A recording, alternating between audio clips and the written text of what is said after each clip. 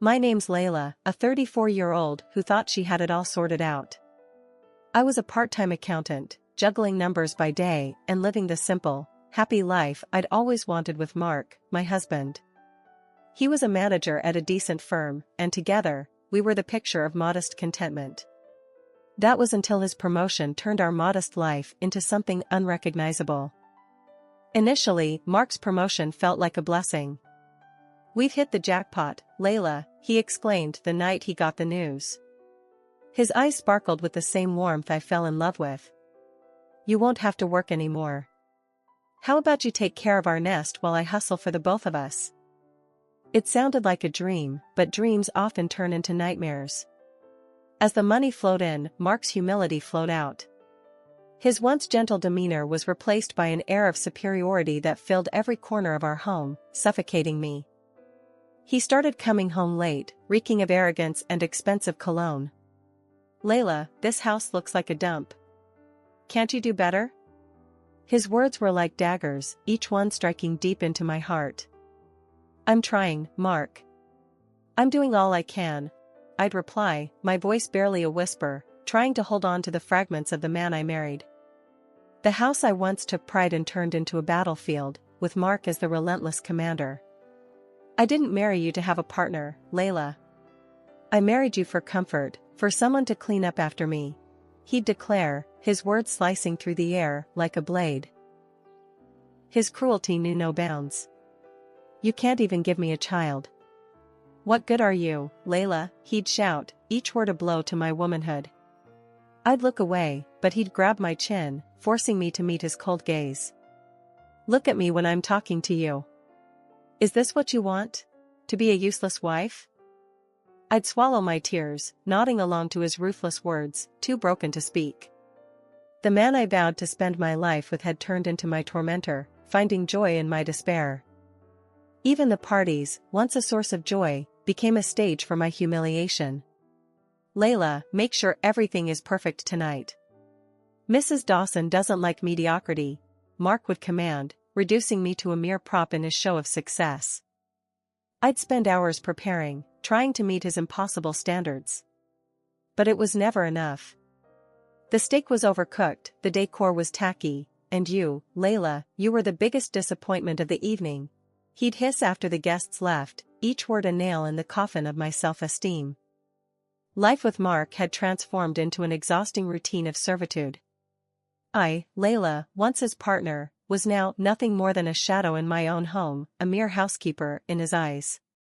Every evening was a replay of disdain. Mark would storm in, flinging his coat at me like I was a coat rack. "Here, deal with this mess," he'd bark, as if talking to an underling, not his wife. "I've got the laundry done, Mark. Dinner's almost ready too," I'd say, hoping to ease his mood, my words tiptoeing around his temper. "Dinner? You mean that slop you cook?" "Don't make me laugh, Layla," he'd scoff, his laughter void of any joy, just a sharp jab at my efforts. It wasn't just his words. It was his actions too. He'd leave a trail of his belongings around the house, a silent order for me to clean up after him. And if the food wasn't to his exact liking, into the bin it went, my hours in the kitchen dismissed with a flick of his hand. "Too salty, Layla. Are you trying to poison me?" he'd spit out, his words like venom. I followed the recipe, Mark. "I thought it was how you liked it," I'd mumble, my spirit withering under his constant critique. He didn't stop there. Mark knew I had nowhere else to go, no financial backup to fall back on. He made sure I remembered that every single day. "Where'd you spend the money this time, Layla?" "On more useless stuff?" he'd sneer, poring over the expense receipts like a detective. "Groceries, Mark. And some cleaning supplies," I'd reply, handing over the receipts, a proof of my innocence in his court of judgment. He'd scan every item, his eyes hunting for a mistake, a misstep. "Cleaning supplies? What for?" "The house is still a mess," he'd say, his words slicing through the silence, cutting deeper than the sharpest knife. I was trapped in a cycle of endless scrutiny. Every penny I spent was a penny he earned, and he never let me forget that. I was accountable for every breath I took, every move I made, in the suffocating space that was once our shared home. Layla, you know the drill. Impress Mrs. Dawson, impress them all. Don't screw this up, Mark would remind me, his words a constant echo in the back of my mind. The kitchen became my battlefield, every dish a mission. I'd chop, stir, and season, hoping each flavor was just right. This sauce better be perfect, Layla. Don't make me regret letting you handle it, Mark would say, peering over my shoulder, his presence heavy, suffocating. I've got it, Mark. It'll be great, I'd assure him, my hands shaking, the pressure building like a storm. The hours before the guests arrived were a frantic rush. The clinking of dishes, the simmering of pots, the subtle alignment of cutlery. Every detail had to be flawless, not for pride, but for fear of Mark's wrath. As the guests started to arrive, the air would shift. Mark, the tyrant at home, transformed into Mark, the gracious host. Ah, Mrs. Dawson, what an honor to have you. Layla has outdone herself tonight, he'd boast, his arm around me, a hollow gesture, for the audience. The night would progress, a charade of laughter and clinking glasses. Mark's colleagues, oblivious to the reality, would praise the ambience, the food, the impeccable hostess. Layla, you've outdone yourself. This is exquisite, they'd compliment, their words a bitter reminder of my invisible chains. Oh, it's nothing.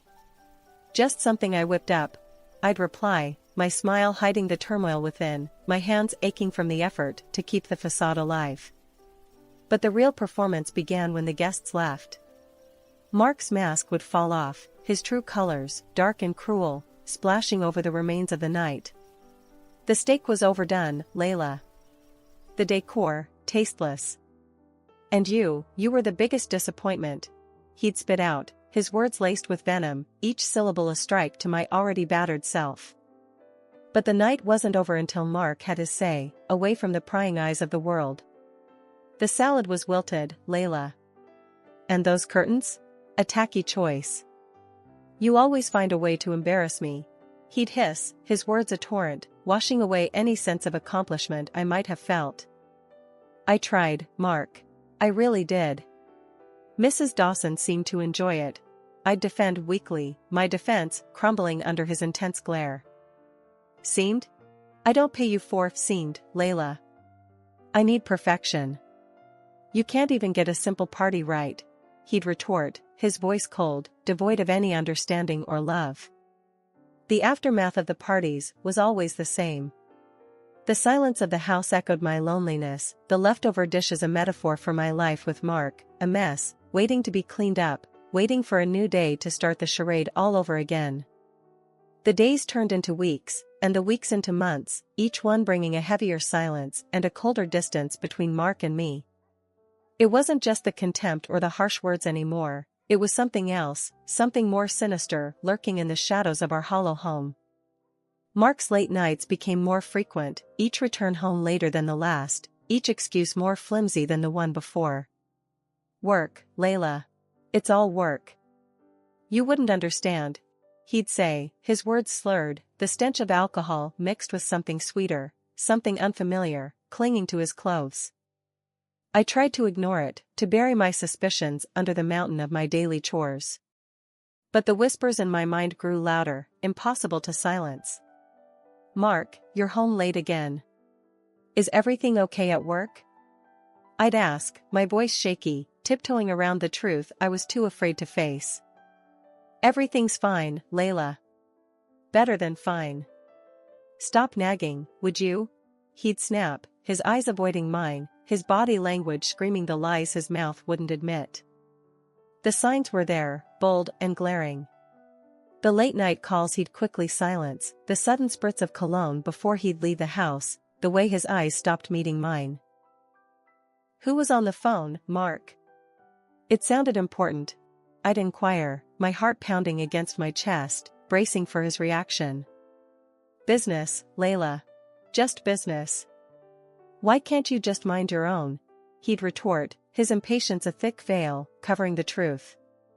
It wasn't just his words or his actions, it was the gut-wrenching feeling that crept up on me in the dead of night, the realization that the man I shared my bed with was a stranger, his thoughts, his desires, existing in a world I was no longer a part of. Mark's late returns had become the norm, each night a repeat of the last. His excuses were thin, his demeanor colder, each step echoing in the hollow space between us. The smell of alcohol had become a part of him, a constant reminder of the distance growing between us. "Mark, it's late. You smell of liquor again. Where were you?" I'd ask, my voice low, barely hiding the tremble of my fears. "It's none of your business, Layla. Just mind your chores and stop prying," he'd snap back, his words sharp, cutting through the tense air. The nights dragged on, each one longer than the last. Mark's presence in the house felt like a storm, unsettling and unpredictable. One night, it all came to a head. He stumbled through the door, more inebriated than usual, a cloud of unfamiliar perfume trailing behind him. "Here, deal with this," he slurred, tossing his coat at me like I was nothing more than a coat rack. "Clean it. I need it for tomorrow," he commanded before staggering off to bed, leaving me standing there, coat in hand, heart in pieces. As I started to shake out the coat, something unexpected fell to the floor. It was a document, official and ominous. I picked it up, my hands trembling, my mind racing. It was a divorce application, completed and signed. Mark's signature, a mark of the end, lay there, stark and final. I stood there, stunned, the paper heavy in my hands. Then, something unexpected happened. A laugh escaped my lips, not a laugh of joy, but one of realization. This was it, the last straw, the final insult to the injury that had been my life with Mark. But I said nothing to him. No, this wasn't a moment for words. This was a moment for action, for decisions, for change. I took a deep breath, the weight of the years bearing down on me, the weight of the decision lifting me. That night, I didn't cry. I didn't question. I didn't doubt. I made a choice to act, to move forward, to reclaim the life that had been mine before it became ours. Mark had made his move, and now it was my turn. The path wouldn't be easy, but the hardest decisions rarely are. That morning, the sun seemed to shine a bit differently, casting a new light on the familiar walls of the home I shared with Mark. I handed him his coat, freshly cleaned, a routine task that felt strangely final. He barely acknowledged it, his mind already on the day ahead. "Layla, what's for breakfast?" "Make it quick, I'm in a hurry," Mark said, his voice sharp, slicing through the quiet morning. I replied with a calm I hadn't felt in years. "It's almost ready, Mark. Your usual." He grunted in response, his attention fixed on his phone. As he ate, I noticed how the distance between us had grown, a chasm that no words or actions could bridge anymore. When he finished, he pushed the plate away and stood up, ready to leave for work. "Remember, Layla, we have guests tonight. Make sure everything is perfect, especially for Mrs. Dawson. And this place," he gestured around, "better be spotless." His words, once the dictators of my actions, now felt hollow, empty of the power they once held over me. "Of course, Mark. Everything will be ready," I said, the edges of my lips curling into a faint, knowing smile. After he left, the silence of the house enveloped me. It wasn't suffocating anymore, it was liberating. I looked at the divorce papers I had signed and filed at court. Each word on those pages was a step towards reclaiming my life, a life I had almost forgotten in the shadows of Mark's imposing presence. The next few days were a blur of newfound purpose. I updated my resume, scoured job listings, and even attended a couple of interviews.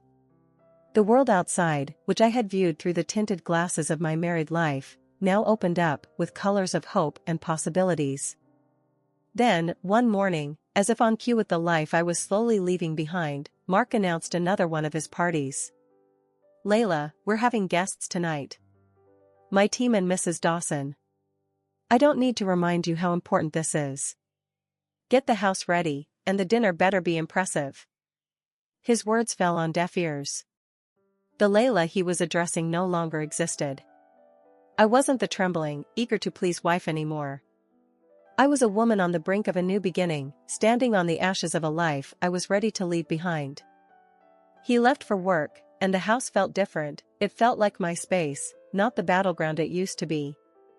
I made myself a simple lunch, savoring each bite, each moment of quiet, knowing that the evening would bring the final act of the farce my marriage had become. As I sat there, eating, the realization of my newfound freedom filled me with a sense of peace. For the first time in what felt like forever, I wasn't worried about the evening, about the guests, about Mark's impossible standards. I had stepped out of the role he had cast me in, shedding the character of the docile, subservient wife. The hours ticked by, and the time for the party approached. But the flurry of activity, the rush to impress, was absent. Instead, I sat there, a quiet observer of the life I was leaving behind. Mark would be home soon, expecting a house buzzing with preparations, the air filled with the aroma of a lavish dinner. But what he would come home to was the stark reality of a marriage that had crumbled, a partnership that was no more. I wasn't afraid. The fear that had once consumed me, that had dictated my every move, had dissipated, replaced by a resolve as strong as the morning sun that had ushered in this day of change. Evening had settled in when Mark barged through the door, the cold air sneaking in behind him as he forgot to close it. His eyes scanned the quiet house, expecting the usual hustle of party preparations. But there was nothing. Just silence, just me, standing calmly amidst the stillness. "What is this, Layla? Where's the dinner? The guests, they could be here any minute," he bellowed, his voice echoing in the empty space. I met his gaze, my voice calm, but firm. "There's no dinner, Mark. No party. We're divorced. I don't owe you anything anymore," I declared, the truth hanging heavy between us. His face went from anger to shock, his mouth opening and closing, struggling to grasp the reality I laid before him. "Divorced? What nonsense is this, Layla? You're talking crazy," he stammered, his composure slipping. "Not nonsense, Mark. Fact. Remember the divorce papers you had in your coat? I found them, signed them, and filed them. It's done," I said, each word deliberate, each syllable sealing the end of our farce. His shock turned to rage, his words a desperate attempt to regain control. "You fool. That was just to show my boss, Mrs. Dawson, to get her off my back. She's my lover. Do you think I got a promotion at work? I would never actually divorce you. She's old, Layla, way older and scarier than you. It was all for the promotion, don't you see?" He spat out, his words twisted, trying to weave a new web of lies. I listened, the absurdity of his excuses almost laughable. So, it was all a game? The boss, the divorce, all for a promotion? So you smelled like Mrs. Dawson's perfume? Or do you have another woman? I asked, my voice steady, my resolve unshaken. He laughed until he cried. "You're right, silly. I have a stunning mistress, young and beautiful. You and Mrs. Dawson are no match for her, I'm just playing with you." But his smirk faded, his words trailing off into silence as a cough echoed through the room. We both turned towards the sound, the forgotten open door, framing the figure standing there. His boss, her expression cold and piercing, her eyes locked on Mark. His colleagues, a mix of confusion and disbelief on their faces. The room was still, the tension palpable. Mark's boss, her face a mask of fury, stood over him. "Mark, explain yourself. Was this all just a game for you? Using me to climb the career ladder?" she demanded, her voice cutting through the silence like a knife. Mark, the color drained from his face, dropped to his knees. His usual arrogance was gone, replaced by desperation. No, you've got it all wrong. It's not like that at all. I respect you immensely. Please, you have to believe me," he pleaded, his hands clasped together, his eyes begging for a shred of mercy. But there was no mercy in his boss's eyes, only contempt. "Respect? You dare talk about respect after what I just heard? You're a disgrace, Mark. Not only have you made a mockery of our personal relationship, but you've also shown your true colors as a man. She spat, her words laced with disgust. I'm sorry, truly sorry. It was a mistake, a terrible mistake. Please, give me another chance, Mark begged, his voice barely above a whisper, his figure small and defeated on the floor. The boss shook her head, her decision as firm as her stance. A mistake? No, Mark. This was a calculated move on your part, and it's going to cost you. As of tomorrow, you are no longer employed at my company. And trust me, I'll make sure your reputation follows you wherever you go. No decent company will touch you after this, she declared, her verdict final. With that, she turned on her heel and left, her presence leaving a void that was quickly filled by a heavy, suffocating silence. One by one, Mark's colleagues followed, their quick glances of pity and disdain a clear sign of the social and professional ostracism that awaited him. And there he was, Mark, still on his knees, the mighty man reduced to a crumpled figure of defeat. I couldn't help but let out a laugh, not of joy, but of disbelief at the irony of it all. I began to gather my things, each item a token of the life I was leaving behind. Mark's eyes followed me, a mix of confusion and desperation in his gaze. Layla, please, don't leave me like this. I have nothing left. I need you, he begged, his voice a hollow echo of his former self. I stopped, my bag in hand, and turned to face him. Need me? Like you needed your boss, or your mistress, or your precious career? No, Mark. You've made your bed, and now you get to lie in it. Alone, I said, my words clear, my resolve unwavering. But Layla, I made a mistake. I can change. Please, he continued, his pleas a stark contrast to the man who once held the power in our home. I shook my head, a wry smile on my lips. Change? You don't need change, Mark. You need a miracle. And as for staying, you seem to have plenty of company without me. I'm sure you'll manage, I replied, my tone final, my decision made. Life had taken a turn for both of us, but in different directions. I found myself in a cozy apartment, small, but mine. I got a job, nothing fancy, but it was a start, a step away from the shadows of my past with Mark. Mark was in a tough spot. His boss had done a number on him. Everywhere he tried, doors slammed shut. His big-time career was now just a pile of dust. He was left picking up odd jobs here and there, nothing official, just enough to scrape by. His once lavish house was now just a big, empty space, no laughter, no life, just him and his regrets. I heard whispers about his young mistress. She was out as soon as the cash stopped flowing. Can't say I was surprised. Now, Mark was all alone in that big house, no one to clean up after him, no one to listen to his woes. But life was different for me. I rekindled old friendships, caught up with girlfriends I hadn't seen in ages. There were laughs, shared memories, and support, something I hadn't felt in a long while. One day, over coffee, a friend noticed the change in me. You're different, stronger, she said, a smile lighting up her face. I smiled back, feeling the truth in her words. Yeah, it's been tough, but I'm getting there. Thinking about getting some help, too. Talking to a psychologist, you know? She nodded, understanding in her eyes. That's great, really great. You're taking control, moving on. Mark's loss, totally. I chuckled, the sound light and free. Yeah, Mark's on his own path now. Heard he's barely getting by. His mistress left him, too.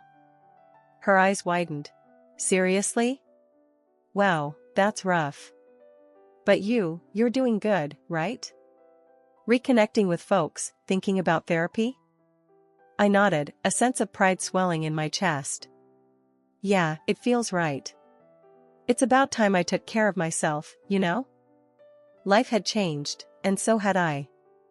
The apartment slowly filled with traces of a new beginning. The job, the friends, the future therapy sessions, they were all pieces of a new life I was building, brick by brick. Each night, as I turned off the lights, I felt a sense of peace. I had faced the storm, emerged stronger, and was now ready for whatever lay ahead. A new day, a new challenge, a new horizon. Not as Mark's shadow, but as my own person, unafraid and undeterred, ready to write my own story.